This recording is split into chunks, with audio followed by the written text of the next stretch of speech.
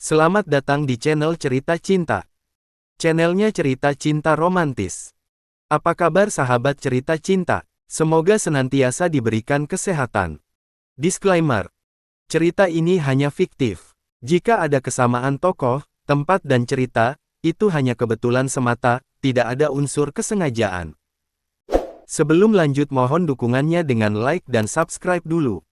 Dikhianati istri, diganti model cantik bagian ke-37. Apa tuh tipsnya? Tanya Karina dengan antusias. Susanti menyingkap rambut di kening, padahal lupa tidak memakai rambut palsu. Tipsnya yaitu, you harus izinkan laki you menikah lagi sama Eke. Karina spontan menjabak rambut asli Susanti yang panjangnya hampir setara dengan toge. Lu mau gue telan hidup-hidup? Susanti meringis sambil menahan tawa. Eike bercanda Cin, ampiyun. Sang teman pun melepaskan jambakan tangannya dari kepala makhluk itu. Kemudian, ia kembali minum air mineral tadi. Gimana sih lu, bukannya bantuin gue supaya dietnya sukses, malah bercanda. Itu seriusan loh Nek, kalau mau cepat kurus harus ngebatin. Susanti terkekeh. You coba deh, hidup serumah sama Madu Jamhat kayak di cerita yang judulnya Pelakor Nelen Burung Suami Orang. You pasti cepat kurus tuh. Karina mendorong bahu temannya itu sambil ikut terkekeh. Stres lu. Susanti tiba-tiba berdiri dan bertolak pinggang sambil melotot ke arah Karina, lalu berakting menjadi madu kejam. Heh malam ini, Mas Ridwan harus tidur denganku. Mereka spontan tertawa berjamaah sambil saling pukul, karena geli membayangkan kalau semua itu terjadi. Hampir 4 jam perjalanan menuju kampung halaman Fanny. Bella bersender di jok mobil dan menatap keluar jendela. Ia melihat jalan yang sering dilalui bersama orang tua kandungnya dulu. Gadis remaja itu juga melihat ladang tempat sang ayah bekerja. Sepintas, ia mengingat saat ikut ibunya pergi ke ladang untuk mengantar nasi. Mereka makan bersama di sana. Kemudian, ia bermain dengan riang, meskipun hanya bermain tanah liat. Bulir bening menetes begitu saja dari mata gadis itu. Ia selalu berhayal kalau saja sang ibu dulu tidak pergi, mungkin dia pasti akan tetap tinggal dengan nyaman dan bahagia di kampung tersebut bersama kedua orang tuanya. Namun, kadang ia berpikir kalau semua itu tidak terjadi, dia pasti tidak akan bertemu dengan sang ibu tiri cantik dan populer, yang sangat menyayanginya dengan tulus.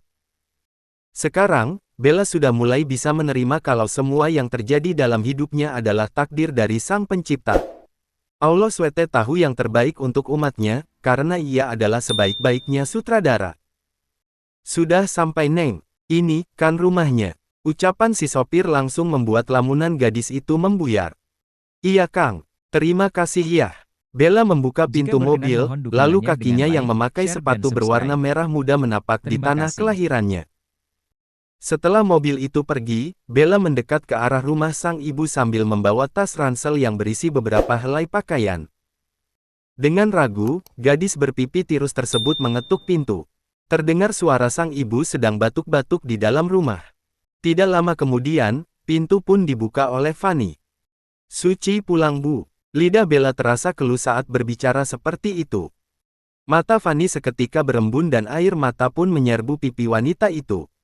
Ia membekap mulutnya sendiri, karena merasa tidak percaya kalau sang anak sedang berdiri di hadapannya dan memanggil ibu. Kaki Bella perlahan melangkah mendekati ibunya, tetapi sang ibu malah melangkah mundur menjauhi anaknya. Gadis itu pun langsung berhenti berjalan dengan dada yang terasa sesak. Apa ibu marah dan benci sama Suci? Tanya gadis remaja itu dengan lirih. Sambil terbatuk-batuk Fanny menjawab. Tidak, ibu tidak marah apalagi benci sama kamu, tapi ibu hanya tidak mau kamu tertular penyakit yang ibu derita. Menurut hasil pemeriksaan dokter tempo hari, ibu katanya mengidap penyakit TBC. Jadi, ibu takut kamu tertular kalau dekat-dekat sama ibu. Gadis itu tidak mendengar ucapan sang ibu, ia berlari memeluk Fanny sambil menangis terseduh. Suci minta maaf bu. Suci. Tidak, potong Fanny. Kamu tidak bersalah. Tapi ibu yang salah, harusnya ibu yang meminta maaf sama kamu nak. Wanita itu berusaha melepaskan pelukan sang anak karena takut tertular. Namun, pelukan Bella sangat erat. Fanny pun akhirnya menyerah dan membalas pelukan Bella, karena rasa rindu yang sudah tidak bisa lagi dipendam. "Van, saya bawa Ma." Perkataan Wati yang baru tiba di rumah itu terhenti, karena melihat sang teman sedang menangis Jika sambil berkenan, memeluk mohon anak dukungannya semata dengan wayangnya like, yang share, dulu dan pernah ia subscribe. tinggalkan. Terima kasih. Akhirnya hati kamu yang keras itu mencair juga. Wati mendekati mereka berdua. Bella melepaskan pelukan sang ibu, lalu mengusap air mata yang masih terus mengalir. "Suci minta maaf Bi. Waktu itu Suci bicara tidak sopan sama Bibi. Kamu tidak minta maaf pun, Bibi sudah memaafkannya karena Bibi sangat mengerti perasaanmu." Wati memegang bahu gadis itu. "Sudahlah, sekarang kita makan sama-sama. Bibi bawa makanan kesukaan ibu kamu." Wati lalu pergi ke dapur mengambil piring dan mereka bertiga pun makan bersama. Bella meminta sang ibu untuk menyuapinya. Dengan air mata yang masih saja menetes di pipi, Fanny menyuapi Bella. "Apa sebenarnya penyebab ibu mengidap penyakit TBC?" tanya gadis yang membiarkan rambutnya terurai itu. Fanny hanya diam tidak menjawab. Akhirnya, sang teman yang menjawab pertanyaan Bella. "Karena di sini kan kalau masak pakai kayu bakar. Jadi, asapnya masuk ke paru-paru ibumu mungkin," kata dokter sih seperti itu. Bella yang sedang mengunyah makanan mendadak berhenti mengunyah, karena mengingat saat ia masih kecil sering melihat ibunya memasak di tungku. Sang ibu meniup tungku itu kadang sampai terbatuk-batuk. "Sudah, ayo cepat habiskan makanannya," titah Fanny sembari mengulurkan tangan menyuapi Bella. Jika berkenan, mohon dukungannya Meskipun dengan sang like, ibu sudah share, dan melarang Bella subscribe. mendekatinya, gadis Terima itu tidak kasih. mendengar. Ia malah ingin tidur bersama ibunya di kamar yang tidak seluas kamar Bella di rumah Karina. Untuk pertama kali, gadis itu tertidur sangat nyenyak. Memang sejak ditinggal sang ibu, Bella mengalami insomnia akibat tertekan sering mengingat saat ibunya pergi. Jadi, jarang sekali tidur dengan nyenyak.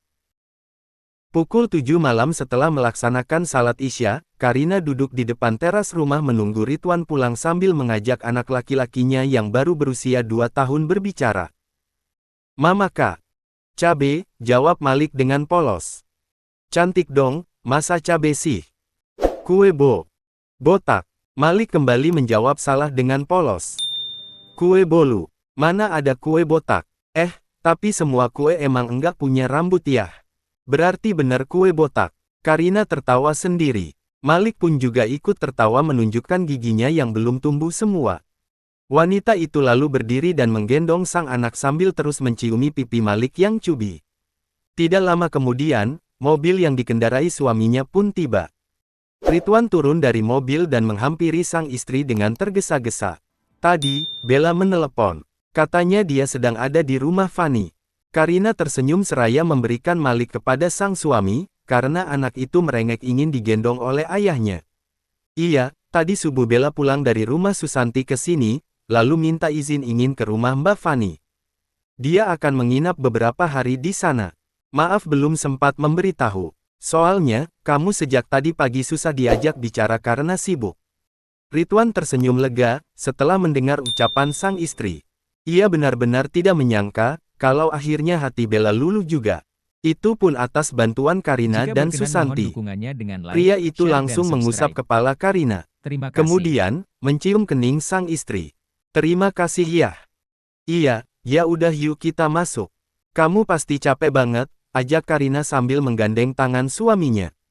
Sejak pertama bertemu dengan Karina, Ridwan sangat segan dengan karismatik yang terpancar dari aura wanita itu. Penampilan Karina sangat glamor dan elegan. Wajah cantik juga manis dengan make up yang anggun membuat Ridwan tidak berani menatapnya lebih dari 5 detik.